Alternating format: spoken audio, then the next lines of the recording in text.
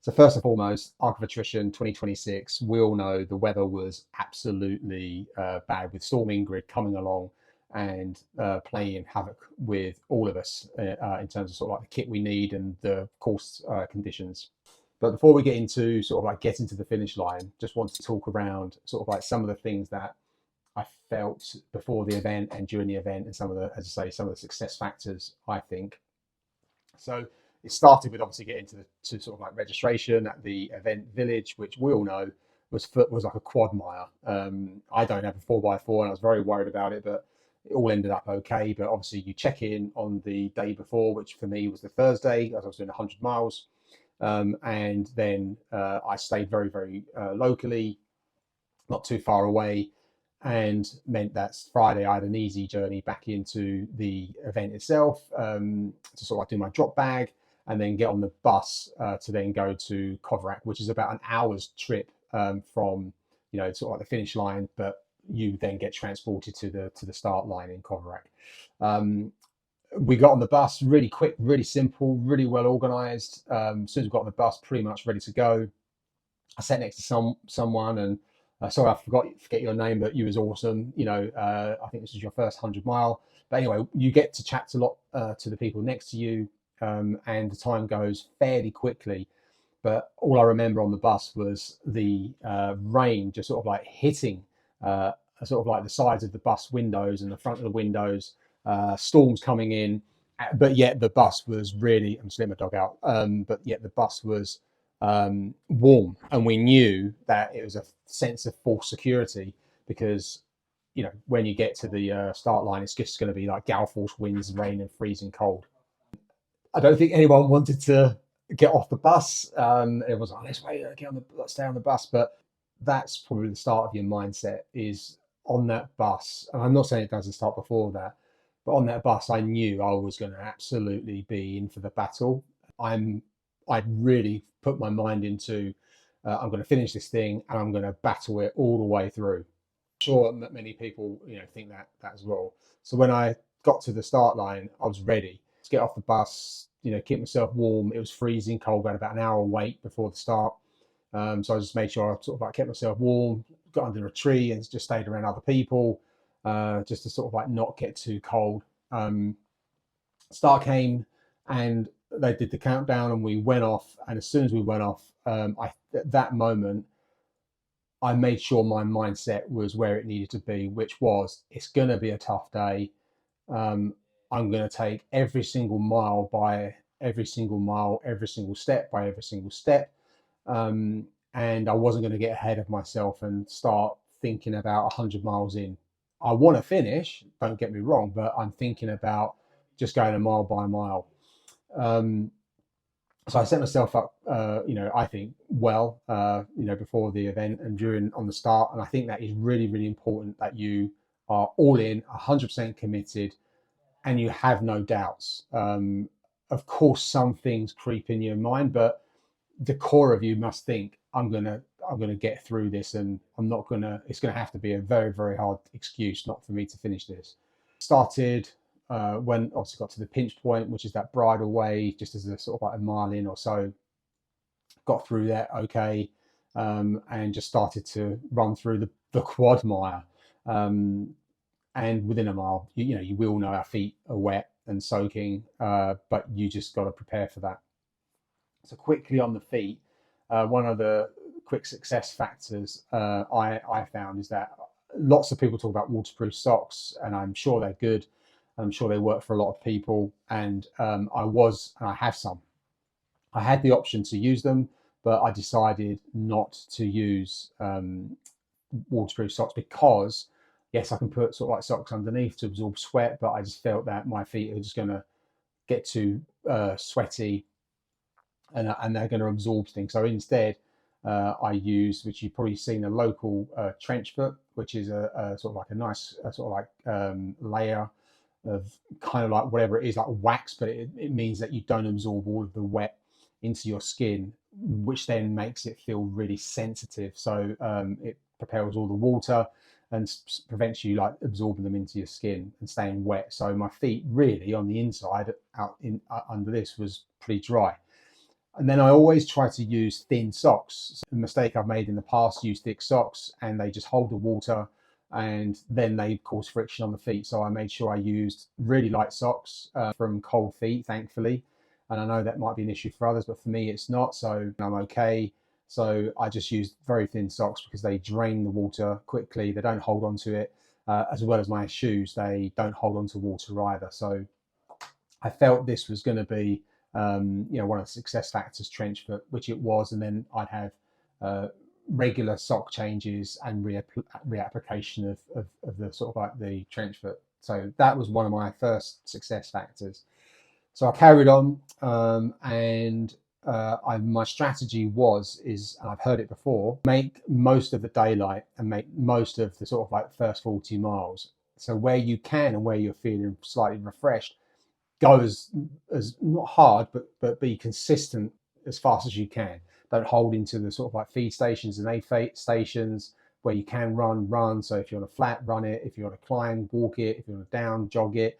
But be strategic in sort of like where you optimize your runs. So that's what I made sure I did, because I've heard getting into Land's End, you want to get in there as early as possible. You want to feel confident around being ahead of the cutoffs. You don't be chasing the cutoffs, because the second half does actually get harder.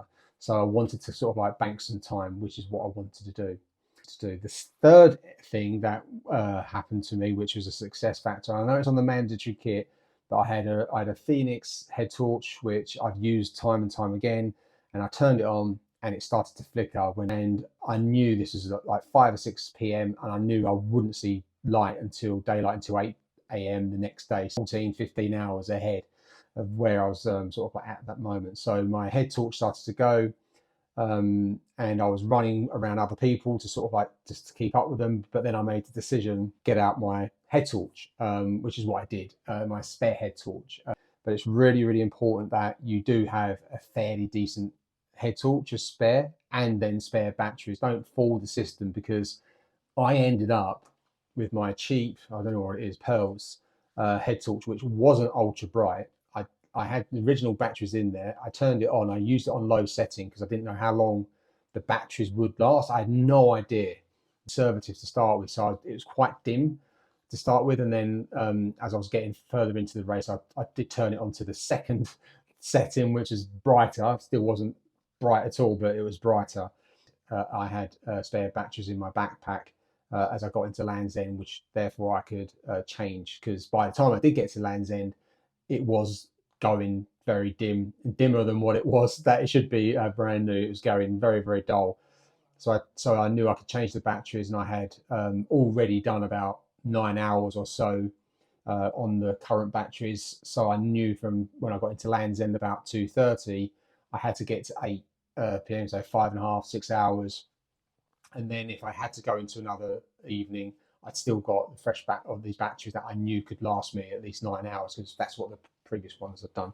So third thing, spare torch, and make sure it works. Don't just put it in your kit bag and think I've got the mandatory kit done. Make sure it works, because this was a savior. Absolutely, if I hadn't have had this and it wasn't working and it didn't last the duration, I would have had to have DNF'd. And that would have been such a shame to lose out of kit versus your own human effort and body. So kit, torch, make sure it's all good. So progressing through the event, obviously I sort of like got to sort of like the different areas of checkpoints, and finally got to Land's End, as I mentioned. Got there I think about 2:30 a.m.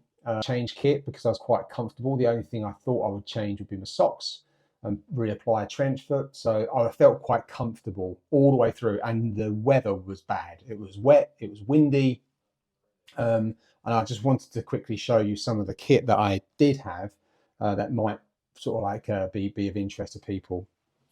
The first thing I had was sort of like a very, very thin sort of like base layer. It's actually a cycling base layer top, but you can see it's a DHB sort of like very thin wicking sort of like a t-shirt, but it basically didn't keep me, it's not a heat tech, it wasn't hot, but what it does is it keeps my body temperature okay, but it doesn't make my body get wet through sweat because of the material.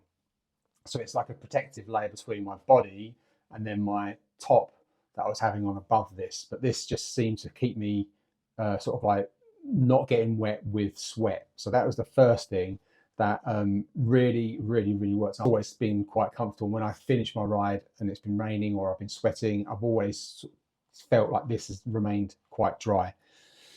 And then the other thing I had was on top of that was a very sort of like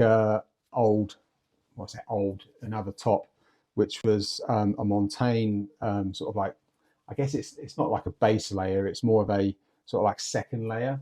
And again, this was the Montaigne top that I had on. I'll try and link out the products in the details below, but this was fantastic because it also doesn't get wet, because you've got so many tops out there that just seems to hold the sweat and hold the wetness. And especially if you've got a waterproof jacket on, sometimes it's not the water getting in your jacket, it's the sweat rate.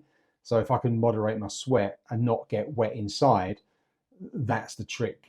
So this was the top I used over, and this is only about £30, so it wasn't expensive. And then the jacket I was using, which I was really impressed with, really impressed with, was the North Face Summit Series race jacket. So these I think are 260, 270, absolutely fantastic. And I use a medium. I'm about 38, 39 chest, and this kept me dry. This was so good. It's got a really good hood. It's got a pull-in cord. I noticed that people were suffering from getting wet, but I didn't feel I got wet. So when I got to Land's End, I felt like I was comfortable and I didn't need to do that change. The other thing that I had along the way, and I started with them, I had North Face Summit sort of like tights on, but the short tights.